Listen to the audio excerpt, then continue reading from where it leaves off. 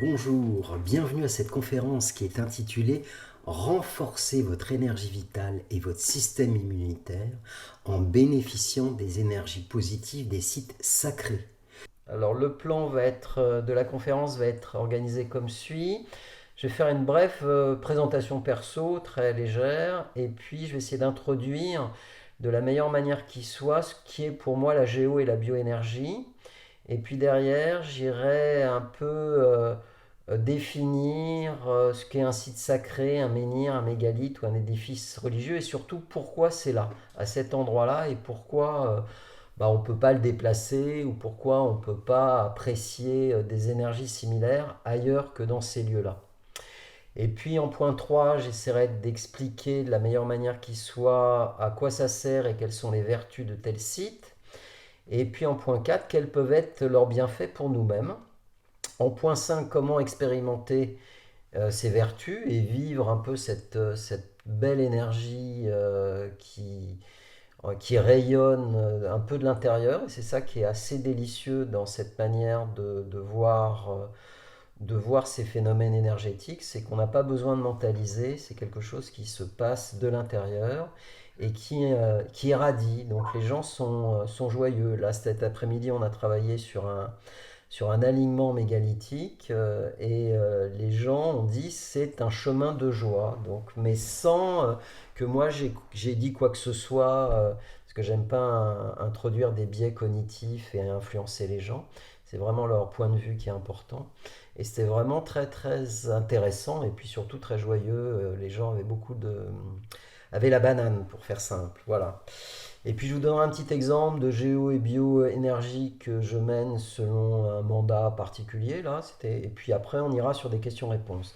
Donc une petite précision, les propos que je vais tenir sont uniquement issus de mon expérience personnelle et n'engagent que ma personne. Ils ne constituent en aucun cas la vérité ou une vérité. Il s'agit simplement de partager avec vous des découvertes dans une perspective de réflexion et d'ouverture. Donc ça veut dire que tous mes propos s'inscrivent bien évidemment en deçà de toute religion, toute croyance ou tout dogme. En aucun cas je veux changer les gens ou leur point de vue, etc. C'est quelque chose qui m'intéresse absolument pas. Alors je me définis comme un passeur d'énergie positive, c'est-à-dire une sorte de canal où j'initie les gens à le faire pour eux-mêmes. Donc je fais des expertises en géo et en bioénergie, j'équilibre et j'harmonise les lieux, j'anime des stages d'initiation exploration et je fais des formations un peu plus complètes en géobiologie sacrée.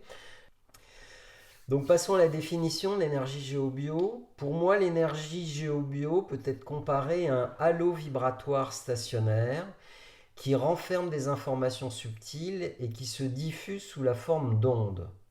Ces informations subtiles se propagent en spirale selon le principe des ondes scalaires dès qu'un récepteur, donc un être humain par exemple, entre en contact avec un émetteur, donc ça peut être un lieu. Ce qui veut dire que quand on va passer près d'un lieu, notamment sacré à haut pouvoir énergétique, notre corps naturellement va se mettre en connexion avec le lieu et en fonction de nos excès, nos besoins corporels et voire psychologiques, il va y avoir un échange d'informations entre l'un et l'autre. Ce qui signifie que toute personne, tout animal, tout végétal, toute chose ainsi que tout lieu émettent de tels halos vibratoires. Et donc c'est le ressenti humain, la perception extrasensorielle et un certain type de mesures que je développerai juste après qui permettent de les découvrir. Donc moi je me définis comme quelqu'un qui est clair ressentant. Mais en aucun cas je suis clairvoyant. Mais en tout cas, cette absence de clairvoyance, elle est comblée par une hypersensibilité des choses, des lieux et des gens. Donc pour illustrer mon propos du halo vibratoire stationnaire, je vais prendre l'exemple d'une voiture. Donc vous êtes en train de conduire une voiture sur l'autoroute et devant vous, sur la voie de droite, vous avez une voiture qui avance moins vite. Donc vous décidez de la dépasser, vous passez à côté d'elle et arrivé à la hauteur de la voiture, vous jetez un coup d'œil au conducteur que vous doublez et on va dire 2 fois sur 3 ou 3 fois sur 4, le conducteur se sent épié et va vous regarder. Donc je prends cette illustration pour signifier que on est à 130 km/h, il n'y a pas d'énergie électromagnétique qui passe entre les deux voitures à cet instant-là, parce que nous sommes tous les deux, les deux voitures sont des cages de Faraday, donc l'énergie électrique ne peut pas passer. Mais par contre, il y a quand même quelque chose qui se produit, à savoir que le conducteur se sent épié, donc il va vous regarder, il va regarder la personne qui dépasse, et donc il va y avoir un échange de regards. Cet échange de regards, ça veut dire quoi? Ça veut dire qu'il y a une intention, et associée à cette intention, il y a eu une onde scalaire, une onde hélicoïdale qui a traversé donc la vitre et qui a pénétré dans l'autre habitacle et la personne l'a ressenti. Ce que je veux dire dans mon propos, c'est qu'il existe des ondes qui sont naturellement présentes autour de nous, mais dont on a peu conscience, voire pas du tout conscience, parce que le monde, la science, ne les a pas mises en avant, de mon point de vue, surtout pour des raisons économiques. En petit 2, ce qu'il faut savoir, c'est chaque corps humain, donc les corps de chacun d'entre vous et de moi-même, on est composé de 30 000 milliards de cellules. Donc ces 30 000 milliards de cellules, elles possèdent en leur sein une molécule biologique qui est une molécule d'ADN. Et cette molécule d'ADN, c'est une molécule qui est composée de 23 brins et surtout qui a une forme hélicoïdale. Et ce qui est très intéressant, c'est que la meilleure manière pour recevoir une onde scalaire, c'est d'avoir un capteur, une antenne de forme hélicoïdale, d'onde scalaire. C'est là où je voulais arriver, c'est que nous sommes des formidables capteurs d'ondes et d'émetteurs d'ondes. Quand je dépasse la voiture et que je regarde le conducteur que j'ai dépassé, il ressent de manière un peu intuitive ce regard-là qui est associé à une intention. Et donc, toutes ces antennes vont le percevoir et vont identifier le fait qu'on est observé. Donc moi, j'utilise 3 méthodes d'évaluation qui sont mon ressenti ou mon clair ressenti. J'utilise parfois la perception extrasensorielle quand elle veut bien se manifester, j'ai aucun contrôle là-dessus.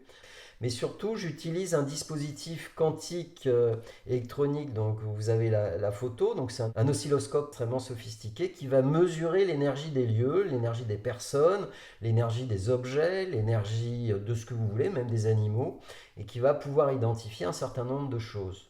Je confronte à la fois mon ressenti, la perception extrasensorielle quand j'en ai, et la synthèse de mon dispositif pour pouvoir avoir un point de vue sur un lieu. Donc maintenant, qu'est-ce qu'un menhir ou un mégalithe? Alors un menhir, c'est une grosse pierre, un mégalithe, c'est au moins 3 grosses pierres. Ces pierres sont composées de granit, mais surtout le granit est composé de quartz.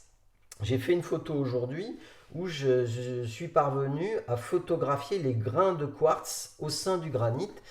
En général, ces mégalithes sont enfoncés dans la terre, du tiers, du quart, voire de la même dimension. Là, on a travaillé sur un mégalithe absolument monumental qui fait 7 mètres de haut, 6 mètres 80 de large, qui a une forme ronde, une forme de soleil.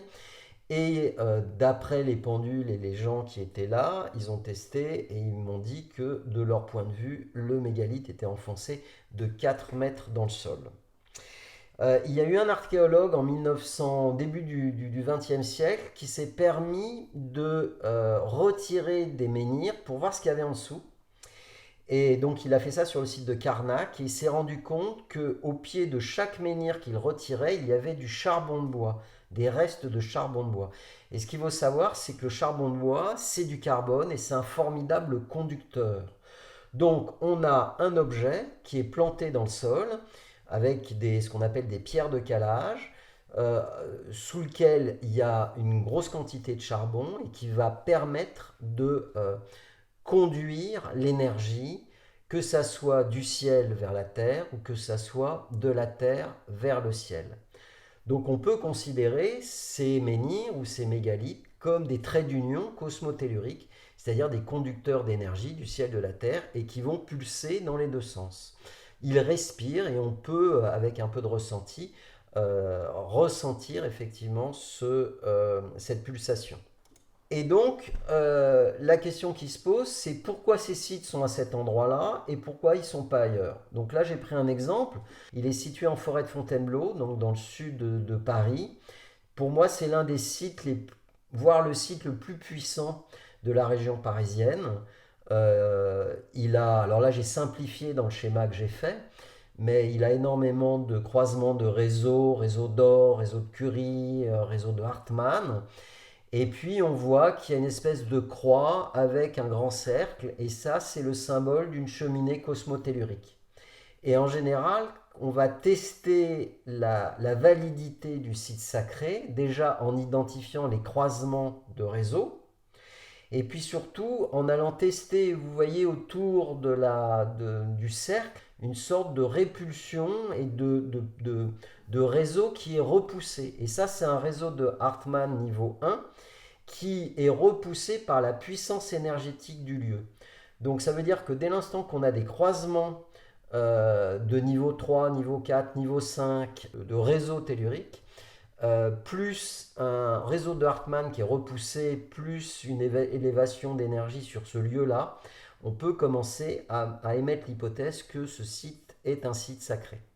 Donc ça veut dire qu'il y a des croisements, ça veut dire qu'il y a des cheminées, ça veut dire que dès l'instant que le site est actif, il va y avoir un gardien du lieu qu'il va falloir trouver pour lui demander s'il est d'accord qu'on travaille ou qu'on étudie le lieu. Et chacun de ces sites ont des vertus particulières et spécifiques. Alors à gauche, là, vous avez une photo qui a été faite par un photographe qui s'appelle Gilbert Le Cossec et qui a réussi, avec sa méthodologie, à photographier cette pulsation qui se passe entre le ciel et la terre d'un menhir. Donc les menhirs se comportent comme des piles qui se chargent et se déchargent, diffusant l'énergie cosmotellurique. Les vertus thérapeutiques d'un menhir répondent notamment à un positionnement très particulier. Et j'ai utilisé la grille des chakras pour pouvoir illustrer mon propos. Ce qui signifie qu'un certain nombre de sites mégalithiques que j'ai pu étudier, je les ai classés en termes d'efficacité par rapport à un chakra particulier. Concernant le chakra racine, on est sur un site mégalithique extrêmement imposant avec une puissance énergétique sans pareil. Il a comme vertu psychologiquement de renforcer la sécurité intérieure et stimuler sa confiance dans la vie. C'est la raison pour laquelle il sollicite principalement le chakra racine. Physiquement, il va stimuler le système digestif, donc tout ce qui est autour du premier chakra. Et si vous souhaitez avoir des précisions concernant les vertus plus précises de ce chakra, tant du point de vue psychologique que du point de vue physique, je vous engage à télécharger, enfin au moins vous inscrire pour pouvoir recevoir l'e-book gratuit à secretdeslieux.fr/ebook avec un S au pluriel.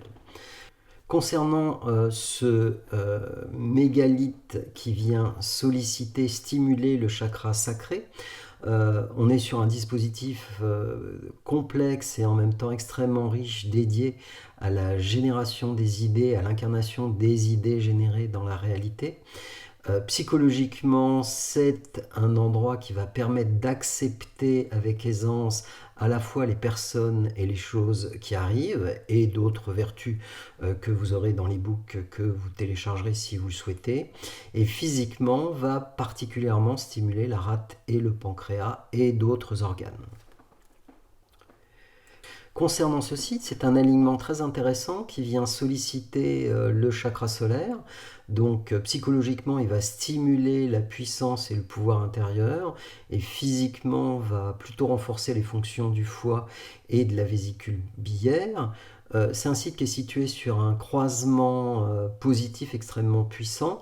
Les archéologues ont qualifié ce site de nécropole. En général, les nécropoles ou les tumulus ou les cairns sont plutôt situés sur des croisements négatifs, ce qui me donne ou ce qui me permet de poser l'hypothèse que c'est plutôt un site dédié à l'initiation, par exemple, des jeunes guerriers ou des jeunes druides. Concernant ce site, nous sommes sur un endroit particulier qui va plutôt venir solliciter le chakra cœur. Psychologiquement, ça va permettre de développer l'écoute et l'intelligence du cœur. Et puis physiquement, ça va plutôt permettre d'irradier en termes positifs, énergétiques, tout ce qui est autour du chakra cœur, notamment les poumons. Et bien évidemment d'autres organes et que vous pourrez consulter dans l'e-book. Concernant ce site, la photo n'est pas très explicite. Je vous la décris en quelques mots. On a l'impression d'être placé sur un site où il y a 2 immenses transats en granit. Les mesures que j'ai pu mener avec le dispositif d'analyse quantique et mon ressenti me font plus penser à un site qui est dédié à la compréhension des choses. Physiquement, c'est un endroit qui va à la fois solliciter le cœur et bien évidemment le chakra de la gorge, donc tout ce qui est communication. Concernant le chakra tête, on est sur un site qui est absolument exceptionnel. D'ailleurs, il y a des sculptures rupestres datant de plus de 10 000 ans qui sont sculptées derrière. Concernant l'aspect psychologique, on va plutôt être sur le développement d'une vue globale des choses. Et puis sur la stimulation énergétique positive, on va se retrouver plutôt à stimuler son système nerveux et bien d'autres organes. Enfin, concernant le chakra coronal, c'est ce fameux mégalithe que je vous ai écrit avant, qui mesure 7 mètres de haut, 6 mètres 80 de large. On va vraiment être sur quelque chose d'extrêmement puissant qui va plutôt venir irradier à la fois le chakra coronal, donc qui est juste le sommet de la tête, et puis bien évidemment les chakras qui sont au-dessus. Donc on va plutôt être dans un lieu qui va stimuler la cohérence avec le grand univers, donc le cosmos. Et physiquement, on va se baigner d'énergies positives qui vont venir alimenter en termes positifs le cerveau et puis le système nerveux. Donc les premières constatations à la suite d'études et de stages et de vécus sur ces sites-là, c'est qu'on se rend compte que ce sont des considérations étonnamment modernes qui s'appliquent à nos problématiques humaines terrestres actuelles. Ce qui me plaît énormément dans cette manière de voir le monde, c'est que ce sont des moyens qui sont des énergies qui sont pures, saines et naturelles, avec une transmission fondée sur la géo et bioénergie, c'est-à-dire que c'est de l'information qui part d'un lieu et qui irradie nos cellules de la manière la plus adéquate possible, le corps sachant ce dont il a besoin et le lieu envoyant ce type d'énergie au corps. Donc il n'y a pas de mentalisation, il n'y a pas de verbalisation. Donc ce sont des lieux qui permettent d'élever en énergie, de nous faire vivre une réalité différente et qui ont des conséquences au niveau de nos comportements et de nos capacités. J'ai animé un stage de 2 jours. Je vous promets que le feedback final, c'est on a eu l'impression de vivre un moment de grâce et on n'avait absolument pas l'impression de vivre cette époque de folie de Covid. On était en dehors du temps, en dehors des lieux, en dehors de la réalité qu'on veut bien nous présenter, mais on était dans notre propre réalité et sincèrement en joie, avec beaucoup de communication très fine, très profonde, avec beaucoup d'échanges, et c'est très agréable. Ce qui m'intéresse vraiment, c'est que le peuple mégalithique était un peuple profondément pacifique. Il n'y a pas de traces d'armes ni de traces de combat. Et bien évidemment, pour monter, constituer, créer des dispositifs aussi imposants, la coopération et la coordination étaient les valeurs cardinales de ce peuple. A priori, ce sont les prêtres astronomes ou les druides qui étaient garants du bon fonctionnement de cette société. Sachez que cette société était basée sur une tradition uniquement orale. Et selon l'économiste Marshall Schalling que je vous engage à lire, pour lui, il s'agissait d'une société de l'abondance. Donc comment expérimenter ces bienfaits? Bien, ce qu'il faut d'abord savoir avant de les expérimenter, c'est qu'à gauche, vous avez un site mégalithique. J'ai symbolisé un trait rose. Donc c'est la symbolique d'une cheminée cosmotellurique de couleur rose. Un point doré au fond, donc c'est un réseau tellurique, donc c'est le réseau d'or. Et puis une demi-sphère orangée qui est souvent un courant tellurique. Donc on a à la base effectivement un site mégalithique, et puis au gré des époques, l'évolution des religions, sur ce site mégalithique va être construite une église, une chapelle, et sur la chapelle, une cathédrale éventuellement, ou une église plus importante. Mais ce qui est important de comprendre, c'est que l'énergie du lieu est là, quoi qu'il arrive. Donc j'organise 3 types de stages. J'organise des week-ends d'exploration d'initiation. Là, on est à Grasse, c'est sur la région, ce que j'ai fait il y a environ 3 semaines. Donc en général, ça s'organise sur des week-ends.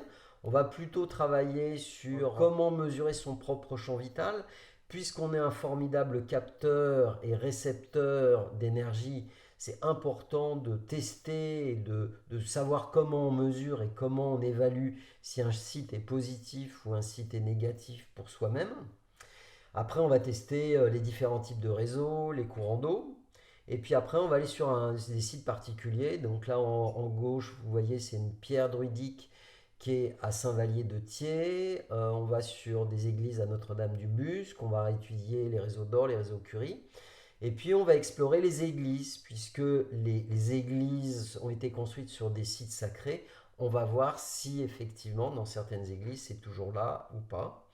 Et puis par exemple, il y a une petite chapelle qui s'appelle la chapelle Saint-Christophe, qui est très intéressante sur les Hauts-de-Grâce, où il y a une source, et puis il y a un arbre sacré avec les gardiens du lieu, et puis la cathédrale de Grasse.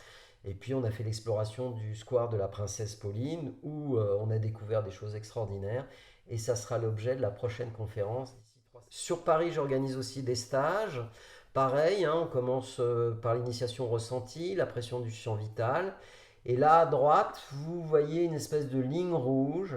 Et j'ai identifié une ligne d'énergie extrêmement intéressante qui parle de l'église Sainte-Rosalie et qui va jusqu'au Sacré-Cœur et qui va passer sur 13 lieux cultuels, aussi des synagogues. Ça passe aussi par le Grand Orient de France, qui est assez amusant.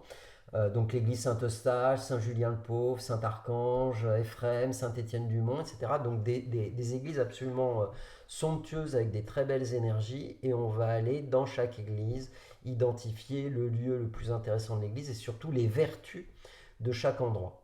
Ce qui m'intéresse particulièrement, c'est que cette ligne d'énergie va passer le long de l'Institut Curie. Donc on est sur la montagne Sainte-Geneviève, sur l'Institut Henri Poincaré. C'est un haut lieu des mathématiques. L'Institut de géographie, Normal Sup et Polytechnique Paris. Et une question que je me pose et je n'ai pas encore la réponse, est-ce qu'il n'y aurait pas un courant d'énergie qui est propre à la connaissance? Et puis à la fin de ce week-end, on va explorer la cour carrée du Louvre, qui est un carrefour énergétique absolument incroyable sur Paris et qui mérite vraiment le détour. Pour illustrer cette ligne d'énergie, j'ai récupéré sur Wikipédia un visuel qui matérialise les différentes églises construites avant le XVe siècle à Paris. Et vous pouvez voir dans l'île de la Cité un nombre incalculable d'églises. Et à droite, vous avez une toile qui représente cette île de la Cité qu'on appelait à l'époque l'île aux 1000 clochers. Aujourd'hui, il n'existe plus que 3 lieux dans l'île de la Cité, donc la Sainte-Chapelle, la cathédrale Notre-Dame, et puis une 3e église qui est privée et qui est tombée en désuétude. Et en ce moment, donc, j'organise des stages sur la région Finistère.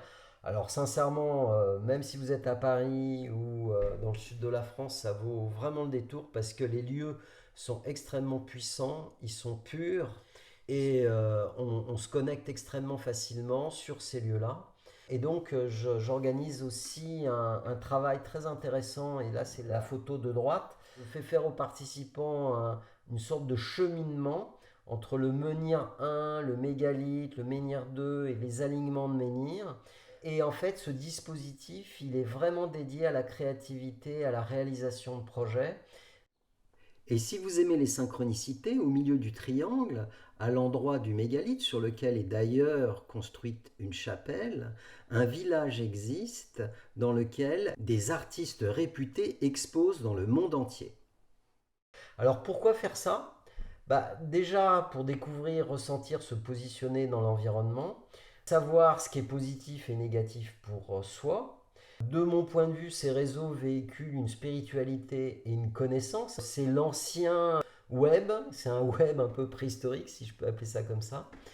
Donc ça veut dire qu'on va sur des lieux particulièrement énergétiques et ressourçants, qui sont faciles d'accès, et puis ça va permettre d'activer en termes de bien-être physique et psychologique un certain nombre de choses. Et dès l'instant que vous montez en énergie, bien évidemment, vous stimulez votre système immunitaire. Ce qui est aussi intéressant, c'est qu'avec la mathématique et la géométrie des réseaux, forcément, vous avez un lieu de cette qualité dans un rayon maximum de 20 km autour de chez vous. D'un point de vue professionnel et d'un point de vue prestation, là je vais vous décrire un exemple d'expertise géobio qui a été fait pour un groupe de thérapeutes. Ils ont acheté un terrain et ils m'ont demandé, donc ils ont déposé un permis de construire, du lieu de réception, donc c'est le rectangle, et puis du lieu de travail, c'est le cercle. Quand j'ai récupéré le dossier, le lieu thérapeutique était situé sur les deux courants d'eau au-dessus, donc bien évidemment je leur ai dit que c'était juste pas imaginable de mettre ce lieu-là à cet endroit-là.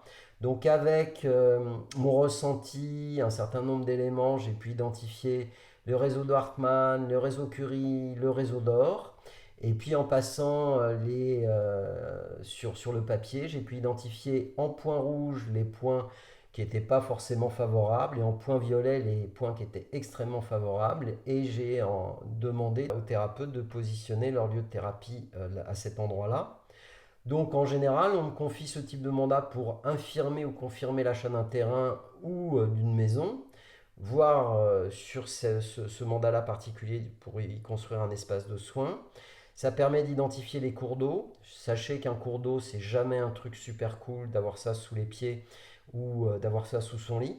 Ça permet de spécifier les réseaux telluriques, de préciser les points géopathogènes, de révéler les zones positives pour positionner un espace, pour positionner un lit ou un bureau. Et puis, bien évidemment, pour confronter mon ressenti de la meilleure manière qui soit, je vais analyser le lieu avec mon système d'analyse quantique. Et alors là, c'est vraiment une synthèse succincte parce que c'est vraiment très fourni, c'est très riche. Donc, ce que me dit l'outil, c'est un lieu qui attire les joies simples, il permet de se sentir accompagné par une âme sœur ou un être spirituel. Il stimule l'amour universel et le silence intérieur. Il permet de cultiver la confiance dans la vie, la bonne humeur et engage à la gratitude. Enfin, il permet aussi de stimuler un bon système immunitaire. C'est un excellent endroit pour s'installer et développer une activité d'accompagnement. Donc tant mieux pour ce groupe de thérapeutes. Je suis ravi pour eux. Donc en synthèse, s'initier à la géobioénergie des sites sacrés, c'est mesurer combien les personnes avaient le souci de se connecter aux énergies. C'est parallèlement se connecter soi-même à sa dimension sacrée, c'est s'ouvrir au monde invisible, aux émotions pures en termes vibratoires. Ce qui est assez intéressant, c'est que tous les stagiaires, à l'issue des stages ou de leur ressenti, ils voient le monde de manière optimiste. Ils n'ont qu'une seule idée, c'est d'aller expérimenter par eux-mêmes. Sachez que les stages que j'organise, c'est vraiment des stages d'autonomisation. C'est-à-dire, je donne des clés de lecture, je donne des trucs, je fournis un pendule, un biomètre, une boussole que j'offre. Par contre, je prête les baguettes parce qu'elles sont en cuivre massif et donc c'est un petit peu cher à offrir à chaque fois. Et puis, ça permet d'enrichir sa vision du monde, de transformer son regard sur une réalité qui est même un peu plus heureuse et authentique que celle qui nous entoure actuellement. Voilà. Et puis, on vit quand même sur une planète qui est un formidable générateur énergétique et ça serait dommage de s'en passer. Donc, les hauts lieux d'énergie augmentent l'amplitude des corps subtils, de fait amplifient l'aura des personnes. Et si on augmente sa vibration, on augmente sa puissance vitale et son système immunitaire. Un grand merci d'avoir suivi cette conférence. J'espère que ça vous a intéressé. Surtout, n'hésitez pas si vous avez des questions. Vous avez mon email, contact@secretdeslieux.fr. Et puis, rappelez-vous, comme ce que j'ai dit au cours de la vidéo, vous pouvez télécharger l'e-book qui vient en complément si vous le souhaitez. Je vous remercie.